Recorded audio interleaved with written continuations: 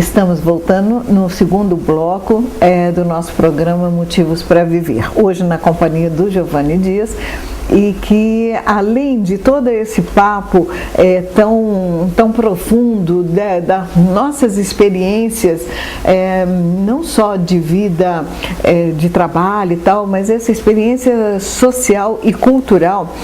Então, eu gostaria que o Giovanni falasse um pouco, dentro dessa área, desse caminho que você escolheu, você está adequando o seu trabalho para melhorar a nossa cidade. De que maneira e qual é esse conceito que você está usando para melhorar, para buscar esse caminho? Bom, Marília, nos últimos 20 anos, vou colocar assim, que foi quando eu iniciei um trabalho mais profissionalizante dentro do processo da arte, eu comecei a pesquisar, aprender primeiro a como utilizar, como viabilizar os meus projetos, e aí utilizar de recursos de patrocínios, utilizar de recursos de leis de incentivo, de empresas, de governo. Fui, na verdade, ter que aprender a administrar e a conquistar esse mercado, que há 20 anos atrás era um mercado extremamente virgem, né? Poucas pessoas utilizavam desses recursos, e as necessidades foram sendo supridas com o meu estudo. E na sequência, criou-se a Companhia Bela de Artes, onde realmente eu ganhei o conhecimento e a experiência. Nesse meio tempo, teve todo um movimento mundial, através da Unesco, que assumiu a responsabilidade de ser a organizadora das ações culturais no mundo todo e a grande incentivadora. E aí surgiu o que nós chamamos hoje de economia criativa, ou economia do processo criativo. E baseado na economia criativa, que está em ascendência e em mudança no mundo todo, você pega hoje a Europa, que era basicamente o berço da industrialização, se transformando em o grande museu do planeta, onde a história está ali contada. Então eles tiveram que repensar toda a sua organização social e passaram a ser os grandes gestores da economia criativa. Porém, o mundo ocidental, aqui, o Brasil, que tem uma diversidade cultural muito grande, também se organizou, e como está um país em ascensão, já entrando nos países mais importantes do planeta, também teve que gerir a sua economia criativa de forma a possibilitar que as manifestações culturais pudessem efetivamente se expressar na sua diversidade. E ter um lugar na economia do país, né? Sim, hoje a economia do entretenimento, a economia criativa propriamente dito, já representa 5% do PIB no Brasil. E como que as pessoas que não conhecem esse processo, mas que tem uma banda, ou tem um grupo de teatro, ou tem uma grande ideia na cabeça, como que elas podem conhecer esses caminhos? Existe uma linha entre eu ter uma ideia e eu ter um projeto. Certo. Ter um projeto é você sistematizar e viabilizar aquela ideia. Certo. Portanto, hoje nós temos mecanismos de incentivo a desenvolvimento de projetos, tanto no âmbito municipal, através da Lei Municipal de Incentivo à Cultura e das outras ações que o município tem, uma lei estadual através da lei estadual e do fundo estadual e projetos agregados, e um plano nacional de cultura que agrega tudo isso em diretrizes para o desenvolvimento da economia criativa. Então hoje, o artista que quiser desenvolver um trabalho efetivamente incentivado, ele tem que aprender a fazer projetos e desenvolver projetos. E se não é a área dele, quem que ele pode procurar? Bom, hoje eu tenho um trabalho de consultoria e assessoria, tanto aos artistas quanto aos agentes financiadores. Certo.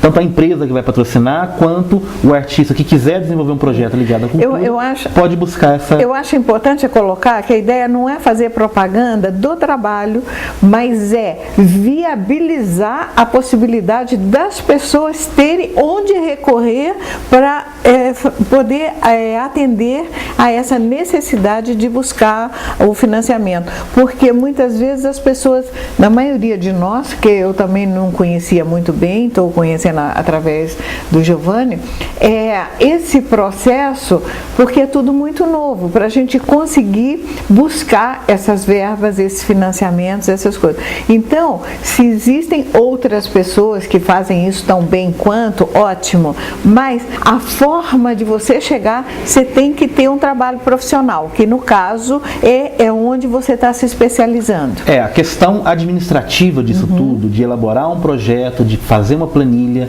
de apresentar o projeto e aprovar, captar o recurso e prestar contas, é um processo que o artista normalmente não gosta. E nem sabe, não é a área dele, né? Na verdade, nem é a minha diretamente. Na verdade, eu criei uma empresa, criei uma consultoria, onde eu contrato terceiros também para me ajudar a ajudar os outros. Né? Então, eu tenho um auxiliar administrativo hoje, tenho um profissional de marketing que trabalha comigo, então, diretamente para poder criar as condições do projeto poder vir a existir. Dentro desse aspecto, esse leque que se abre para essa possibilidade desse grande desenvolvimento cultural que o Brasil está buscando alcançar, quais seriam mais ou menos, dá um exemplo para a gente de que outras áreas, além da parte direta que a gente conhece, música, sei lá, livro, teatro, etc. Quando a gente fala de cultura, cultura você envolve diversos setores. Isso. Quando eu falo de cultura, eu estou falando de saúde. Uma comunidade, uma sociedade feliz adoece menos. Ela tem, né? Quando eu falo de cultura, eu estou falando de meio ambiente. Quando eu falo de cultura, eu estou falando, na verdade, do somatório dos conhecimentos que compõem o ser humano. O que diferencia o ser humano dos outros animais é a cultura, a capacidade dele transformar o que está em volta. Então, hoje, a ação que nós podemos trabalhar é dentro do meio ambiente. Então, pode desenvolver projetos com meio ambiente, com incentivos fiscais, educação, saúde, cultura, arte propriamente dito, e aí você tem aí um leque muito grande dentro da arte, você falou alguns aí, mas você tem patrimônio cultural, material e intangível, né? Quando eu tenho lá o samba como um patrimônio do Brasil, quando eu tenho a cachaça como patrimônio intangível do Brasil, né?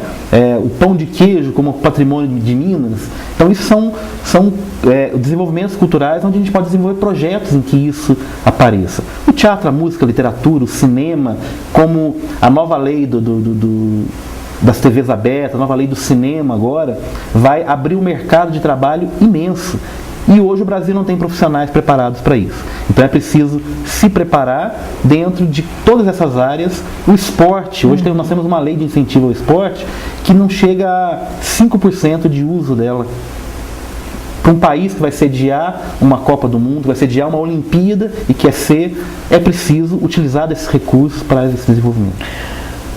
Eu acho que eu considero essa notícia, essa informação de uma importância muito grande, porque quantas pessoas têm grandes ideias, quantas pessoas, quantas vezes têm sonhos de realizar alguma coisa, quantas vezes encontro com a pessoa, eu gostaria de fazer isso para as crianças, isso para os idosos, isso para outros.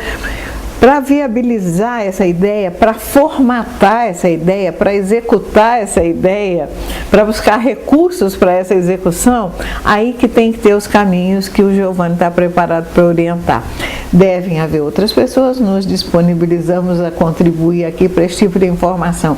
A minha grande felicidade, quando eu tenho essa oportunidade de entrar na sua casa, é exatamente de trazer essas informações de como nós podemos realizar nossos sonhos. Sim, isso que você disse é muito importante. Em Poços, nós temos outras pessoas que também fazem isso. O meu trabalho ele se diferencia porque eu não trabalho só na produção do projeto, eu trabalho também junto ao agente financiador. Então eu faço esse elo, né? E também faço a produção. Então hoje eu tenho o trabalho de produção direta com o Grupo Rasgaceiro, com o Chorinho Sulfuroso, o Grupo Entre Nós, publicação de alguns livros. Então eu faço a produção também, não só a elaboração do projeto em si. Ok. A gente vai voltar no terceiro bloco com uma conversa um pouquinho diferente. Eu quero mostrar para vocês um pouquinho a respeito da Semana do Idoso. Então, eu vou agradecer a presença do Giovanni e pela sua sempre atenção quando eu te convido, sua disponibilidade, inclusive para um cafezinho que nos dá muito prazer, pelo menos assim eu o sinto. Muito obrigado a todos, e que nós tenhamos, através da cultura, uma razão para viver. Com certeza. E meu motivo para viver é sempre você. Continue conosco que a gente volta já já.